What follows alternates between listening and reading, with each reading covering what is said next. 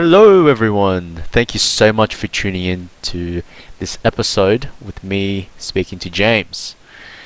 I'm going to be doing something a little bit different compared to the past episodes. I will be splitting them into two parts. The first part is where I get my guests to, participate in the game, explain that picture. It's basically me asking the question, tell me a little bit about yourself and what you did on your new Colombo Plan scholarship. And I show you a selection of images of all of their adventures, and I get them to tell us what they did in that photo, what was really interesting, and what was not really obvious when you do look at that photo. And then the part two will be a continuation, and we'll be talking about different topics where we get into more depth about our thoughts on the scholarship, as well as our experiences internationally, as well as here in Australia. Again, thank you so much for listening. I really appreciate all of your support, and enjoy. All right. Hey, James. How you been? Good morning. I'm great. It's a bit rainy here on the Gold Coast, but otherwise I'm good. How are you? Oh, I'm great. Thanks, mate. It's ironically nice and sunny here in Sydney. So Lucky you. Yeah, mate. Thank you for coming on to the podcast. And yeah, actually, me and James, we met each other in Vietnam whilst I was in there around mid-February. Yeah. Yeah. Yeah, I was there for a program, but unfortunately it was cancelled because of COVID. And then I was just reaching out to all the other scholars in Vietnam, and I think we just had like a nice catch up in one of the cafes in Vietnam. Yeah. Yeah. It was just before I got sent home myself, actually. So Yeah. There you go. Well, now here we are, and now it's always good to see you, mate. Yeah. So I think before we do anything, let me just. I think I've been doing this with all the other interviewees and all the guests. So I've just started with a game where I show everyone pictures of either it was on their NCP experience or just pictures in general. I didn't promise you didn't find any embarrassing ones, and then I just ask you to explain the story behind it or anything that wasn't obvious that was happening, or any like interesting stories behind that. So let me just share my screen with you. All right, can you see my screen? I can. Awesome. All right. So, okay, I got two pictures here. I have a good feeling they're related. So, yeah, could you just give us like a brief background of what was happening in these two pictures? Sure. So this was a really great internship that I did with the Mitsubishi group, with a bunch of other NCP scholars, as you can see on the left. Yeah. And we went to, as I said, Mitsubishi in Japan, and we went through the different Mitsubishi group companies and basically learned about the history of Mitsubishi, how the different companies have emerged today.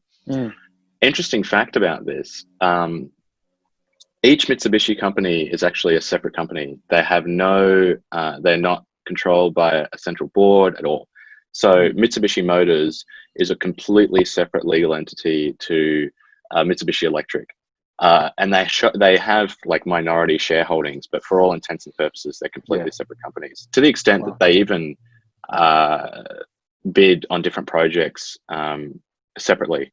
So that's something that people, including myself, I had no idea that was the truth, but pretty crazy. So so that was outside the Mitsubishi building in Tokyo, and we went through where else did we go? Nagoya, Atami, a couple of other places, and on the right we had to deliver a presentation at the end of our internship, and there's some other NCP people at the front there. That's awesome. Yeah. Like, did you work in any interesting projects, or maybe you can't say like any specific ones, but was there any stories or any times that really stood out to you? Yeah, so it's kind of difficult because we were quite lucky to see a lot of Mitsubishi's, or like some of the Mitsubishi Group's innovation. And some of the really cool stuff they're doing in terms of like reshaping, stuff with air conditioners, for example, because air conditioners have a tangible impact on global warming. Because if everyone has an individual, unit, then that's all pumping out hot air, and that actually has an impact on global warming. So they're developing technology to kind of centralize cooling and or heating in kind of districts. I'm not sure how much I can talk about it, but like that sort of innovation is quite interesting, sort of centralizing it as opposed to having everyone have their own air conditioners. Oh, well, in Australia, or for my house at least, we've got like, I think 4 or 5 individual air conditioners. So yeah, I think it's much more of an impact if you live in like a highly dense urban area, like in Tokyo or in Hong Kong, where there's just like multiple stacks of just like individual air conditioning units. So wow, that's interesting. You see those famous photos where you have Hong Kong, for example, a tower, it'll have hundreds of units. That's right. All right, man. The next photo. It's loading. Oh, there we go. Yes, this was in Thailand. So these are 2 ambassadors. On the left is the Honourable Jane Duke, who's the ASEAN ambassador, and on the right is the ambassador to Thailand. That was actually at the embassy in Bangkok, which has been recently rebuilt. If you get the chance to go there on NCP, it's really cool. About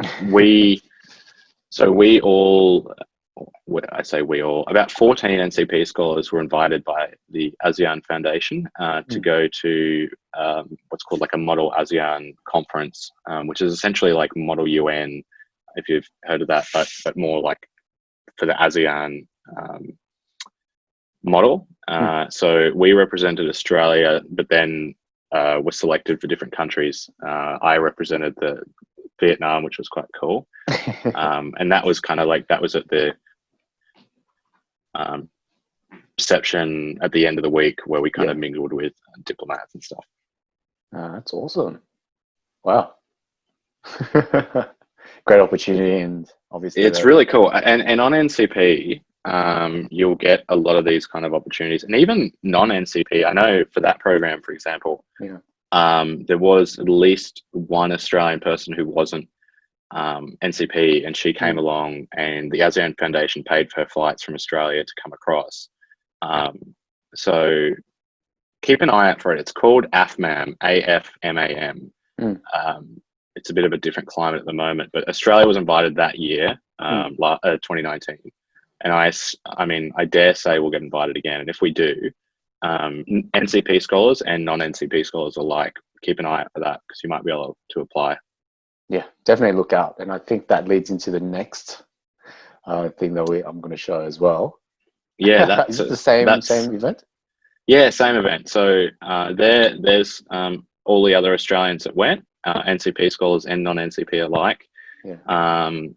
That was us all grouping together at the end. It was a really awesome conference where it brings back a lot of memories now. And on the right is where I was speaking as the head of government of Vietnam. Let me just move that up there.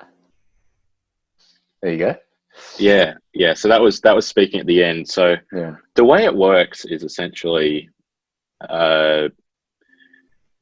you have to, as in Model UN, you get selected for a certain position or a country position, and then within that country you represent a certain area. So for me, it was in healthcare.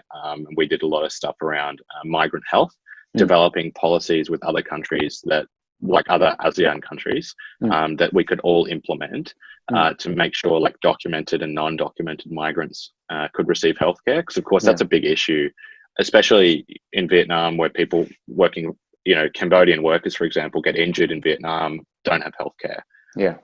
So we kind of all came together to formulate some policy solutions to that, among other things. So it's a broad range of things as well.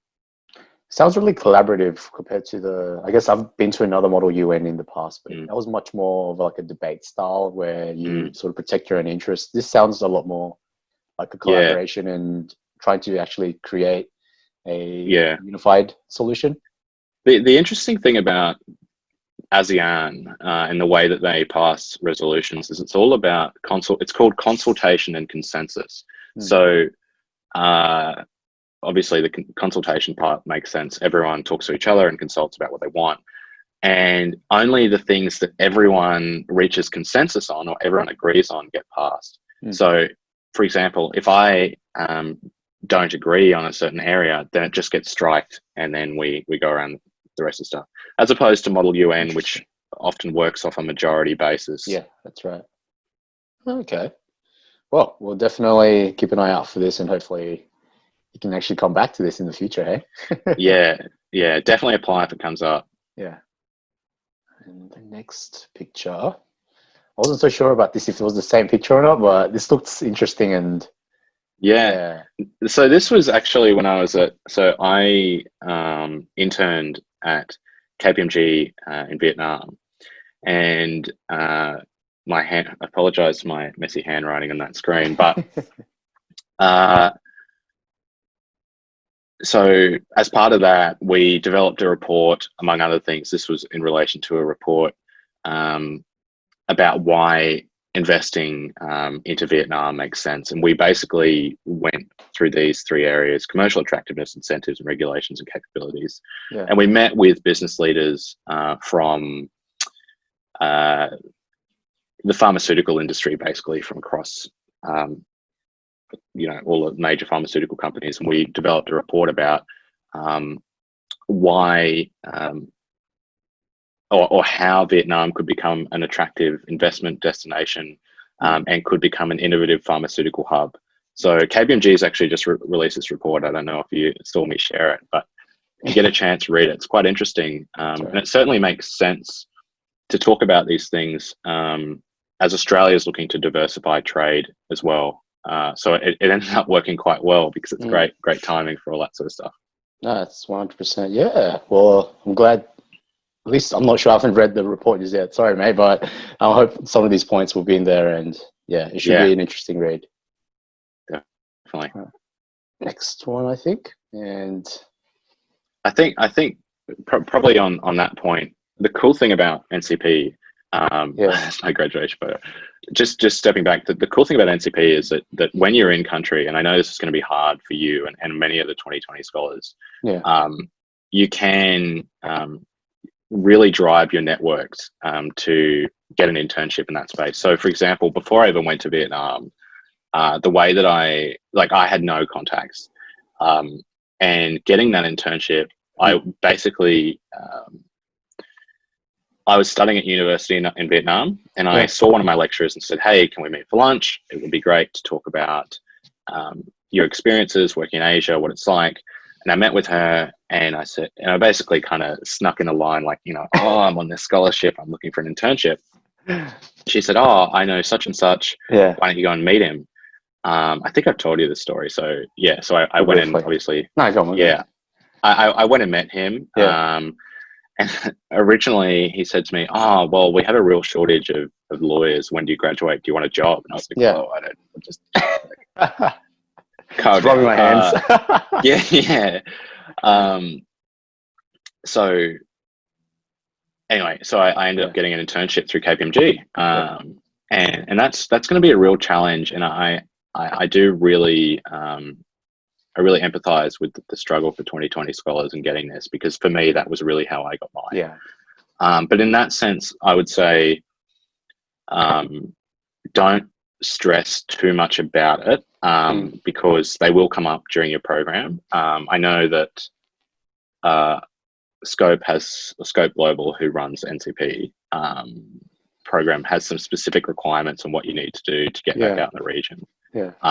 But notwithstanding that, once you're on program, you really can develop local networks. Yeah, 100%. 100%, right. All right. And this is the last photo? Yes. So that's me at my recent graduation. Didn't get the graduation ceremony because of COVID, but that's how things go. Second best? It was second best thing you can do? Yeah. I mean, I had to get the photo, right? So got a photo, and hopefully I'll get a graduation at the end of the year, but I'm not sure I'll go. It'll be a bit weird doing a graduation 6 months after my sort of official graduation. So we shall see. That's it. Well, I'll probably definitely talk about what your plans are after, but let me just stop sharing. Yeah, so just a bit of background about yourself. What did you study at university, and like what are you currently up to right now? Since coming back. So I studied at Griffith University. I did a Bachelor of Laws and a Bachelor of Government and International Relations, which is like a double degree. Funnily enough, I did a bunch of exchanges, including NCP. So I did about half my program overseas, which is really cool. If you ever want to talk about maximizing, I saw you did an internship, but if an exchange. But if you ever want to talk about like maximizing, like doing more than that, like doing more than two, let me know. So I did that. And did a couple of clerkships, and now I was supposed to still be in Vietnam, as most people plans interrupted due to COVID. So I'm back at the moment. I'm not sure what the next steps will be exactly. I think I want to really maintain my relationship with Asia, and particularly Vietnam. I think it's a wonderful country. I really enjoy living there. So I was supposed to stay there and keep working there, but obviously COVID. So applying around jobs, I think I'm in the same boat as many people. Rampant job interviews, prep for that. I think I've written a crazy amount of cover letters. I've gotten really good at it, which is a good skill to be fine-tuned at. But yeah, I'm in the same boat as many people. It's interesting. Someone was saying that the other day they had to do a video interview for an expression of interest. I thought that's a bit rough. Like it's only an expression of interest, but the market's that big at the moment. You know, like with people applying, that they just, I think businesses are sort of getting away with. Was this for like an entry role, or was this like more? It was like an expression of interest for like an entry consulting role or something like that. But it was literally just an expression of interest. It wasn't actually the job application. So it's an interesting time to be applying for jobs. I think well, I have been applying in the past, and I think I just took it for granted of how, I guess, the market was. But even though it is in the back of my mind how the market is currently at the moment, I don't really make that, I guess, an excuse or an issue. I think I guess you just got to dig deeper and actually try to leverage other creative ways of actually finding jobs and opportunities. Yeah, exactly. So I mean, and that's part of the reason that I'm doing more study. So everyone's calling me crazy, but I'm going back to do my master's. So I'm going to UQ to do my master's of governance and public policy. And the plan basically is, if I don't get work before the borders open back up, I'm going to go back to Vietnam and do my language training on NCP because I think that's really important. And I tell you what, it's so hard to find Vietnamese language training in Australia. Like through like universities and whatnot. So it's really, I'm thinking the only pathway in Australia, because I would have done a diploma of languages because that makes sense, but you can't do it in Vietnamese, or it's very difficult to do it in Queensland at least. So I think the pathway here is to simply learn it and then do one of the tests at the end. That concludes part 1 with my conversation with James. I hope you enjoyed it. Part 2 will be released on Friday. You don't want to miss this because James shares a story where he got pranked. Someone said to, I guess, the village or the community that he was Justin Bieber, and well, you just got to tune in on Friday to find out what happens. See you there.